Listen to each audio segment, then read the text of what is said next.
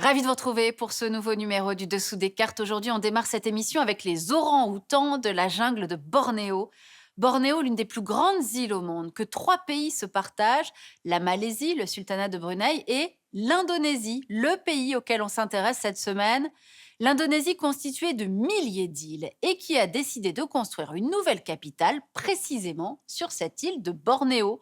Pourquoi? Eh bien parce que l'actuelle capitale, Jakarta, située sur l'île de Java, est saturée. Trop d'habitants, de pollution, d'inondations dues au réchauffement. Cette future nouvelle capitale, baptisée Nusantara, qui signifie l'archipel, elle nous dit beaucoup des ambitions de l'État indonésien. Le premier pays musulman au monde peut se targuer d'être devenu une démocratie, certes imparfaite, après des années de dictature, d'avoir endigué à ce jour la menace islamiste, d'avoir su profiter d'une position géostratégique avec le détroit de Malacca entre monde chinois et indien, et de jouir aujourd'hui de l'économie la plus dynamique de la région. Bref, l'Indonésie, on va le voir, un archipel avec du potentiel. L'Indonésie se trouve au sud-est du continent asiatique et c'est un État hors norme à bien des égards, comme on va le voir. Quatrième pays le plus peuplé au monde, avec ses 270 millions d'habitants, l'Indonésie c'est le plus grand pays d'Asie du Sud-Est, avec une superficie de 1,9 million de kilomètres carrés.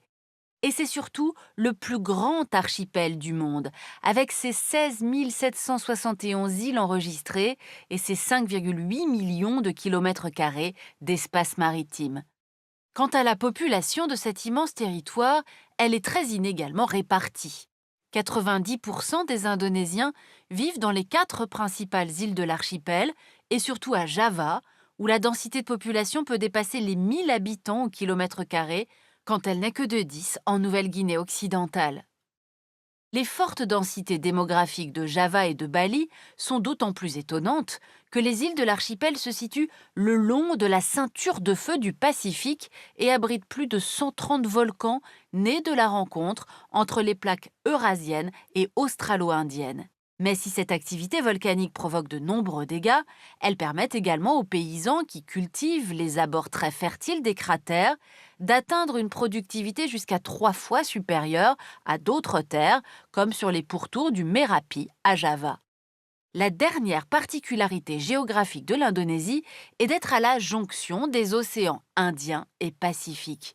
Les grandes routes maritimes reliant l'Inde à la Chine passent par les détroits indonésiens, notamment celui de Malacca, par lequel transitent plus de 2 tiers du transport maritime de pétrole et de gaz. Cette position de carrefour entre les mondes chinois et indiens a eu une grande importance dans l'histoire, comme nous allons le voir maintenant. Présents en Asie du Sud-Est à partir du 1er siècle, les commerçants indiens et surtout les brahmanes vont apporter une conception hindouiste de la royauté aux souverains locaux. Venu également d'Inde, le bouddhisme va s'implanter à partir du 5e siècle.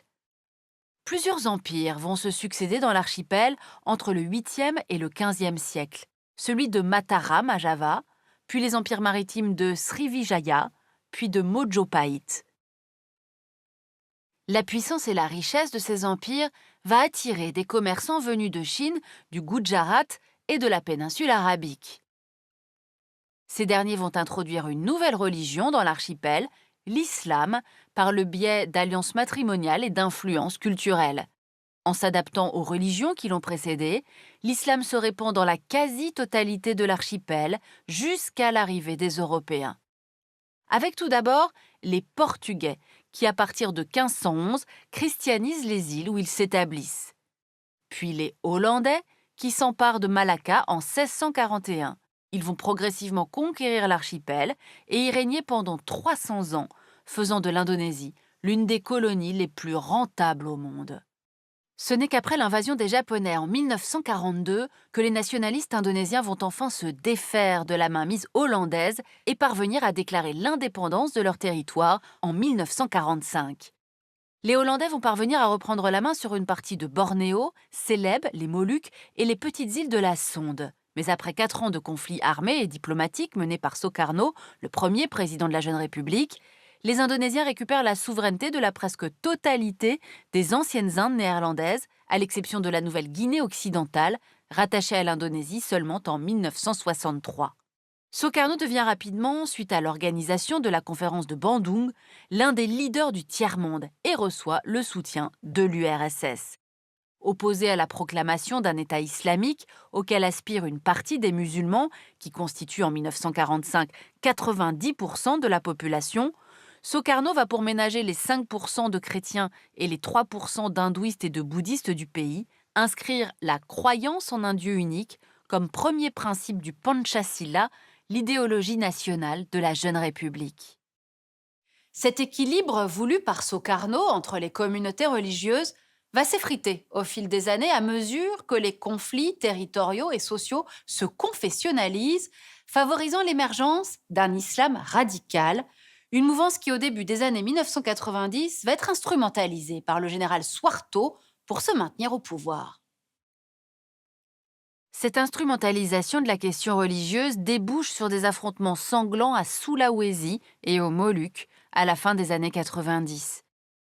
Puis sur une première vague d'attentats opérés par des djihadistes ayant combattu en Afghanistan dans les années 2000, qui sera suivie par une deuxième vague après l'avènement du califat de Daesh en 2015.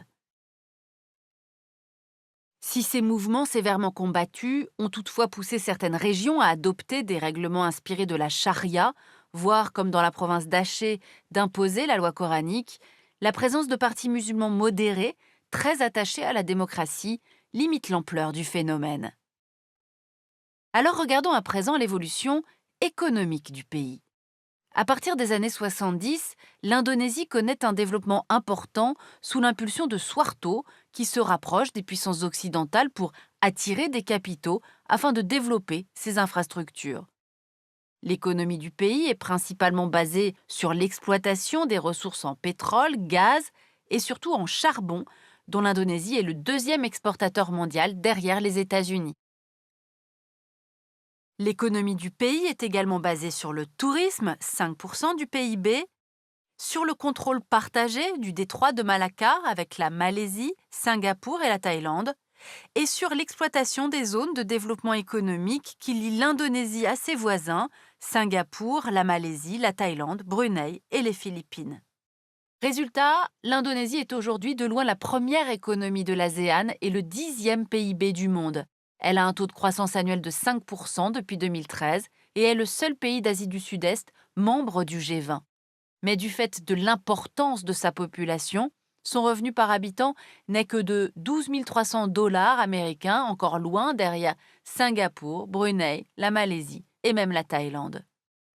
Cette montée en puissance de l'économie indonésienne s'est accompagnée d'une très forte urbanisation sur les 60 dernières années. 14,8% de la population vivait en ville en 1961 contre 57% en 2019. Cette urbanisation est l'une des causes des nombreux problèmes environnementaux auxquels l'Indonésie doit faire face et qui pourraient à terme la fragiliser. Pour mesurer l'étendue de ces problèmes, direction Jakarta, la capitale historique. Elle appartient à l'ensemble urbain de Jabodetabek, aux côtés des villes de Bogor, Depok, Tangerang et Bekasi. Avec ses 35 millions d'habitants, c'est la métropole la plus peuplée au monde derrière Tokyo. La ville est soumise à une pollution atmosphérique importante due au transport, mais également aux feux de forêt qui accompagnent la déforestation des territoires avoisinants. Elle est aussi sujette, fait plus rare, à un affaissement dramatique des sols dans certains quartiers, jusqu'à 20 cm par an, dû à un pompage excessif des nappes phréatiques lié à une insuffisance du réseau d'eau potable. Enfin, la ville est aussi menacée par la montée du niveau de la mer, comme vous le voyez sur cette projection à l'horizon 2100. La situation est telle qu'on l'a dit tout à l'heure, le président Joko Widodo a lancé le projet de déplacer la capitale politique et administrative dans la partie indonésienne de Bornéo. À ces menaces environnementales s'ajoutent des inquiétudes d'ordre géopolitique. Le grand voisin chinois a massivement investi en Indonésie depuis la promotion des nouvelles routes de la soie dans les secteurs de la santé, de l'éducation et de la recherche, des parcs industriels, de l'immobilier, des infrastructures énergétiques et de transport. La Chine est le premier partenaire commercial et le troisième investisseur dans le pays. Mais cette position dominante chinoise se fait également ressentir dans l'espace maritime indonésien. En effet, la Chine, en se basant sur une supposée ancienneté historique dans certaines îles de la région et une occupation militaire de certains îlots, revendique des droits sur une large zone de la mer de Chine méridionale qui empiète sur les zones économiques exclusives de nombreux pays de la région, dont l'archipel indonésien des Natuna, un espace poissonneux qui possède l'un des plus gros champs de gaz naturel de la région. Les autorités indonésiennes, inquiètes des incursions régulières des navires chinois dans son domaine maritime, ont renforcé leur surveillance, mais aussi leurs bases et équipements militaires dans la région. Face à cette menace chinoise, l'Indonésie, qui jusqu'à présent refusait de choisir son camp sur l'échiquier indo-pacifique, diversifie ses alliances, notamment par la commande début 2022 d'avions de combat Rafale à la France. Voilà, position géographique stratégique dans l'Indo-Pacifique, démocratie, économie en devenir. L'Indonésie est un archipel avec du potentiel donc indubitablement et qui a aussi des ambitions pour jouer un rôle diplomatique en Asie du Sud-Est, comme on le voit depuis le coup d'État militaire en Birmanie. L'Indonésie est très active, conjointement avec la Malaisie et Singapour, pour soutenir les pro-démocrates birmans et pour limiter les livraisons d'armes au régime qui a renversé Aung San Suu Kyi, sans réussir à s'imposer, se heurtant notamment à l'abstention de Brunei, du Cambodge, du Laos et de la Thaïlande. Pour aller plus loin, le livre d'un amoureux inconditionnel de l'Indonésie et de ses peuples qu'il rencontre régulièrement depuis 10 ans, l'historien Alain Riquier. Ainsi s'achève ce nouveau numéro du Dessous des cartes. Rendez-vous bien sûr la semaine prochaine, même endroit, même heure. Et d'ici là, n'oubliez pas notre site internet arte.tv. À bientôt.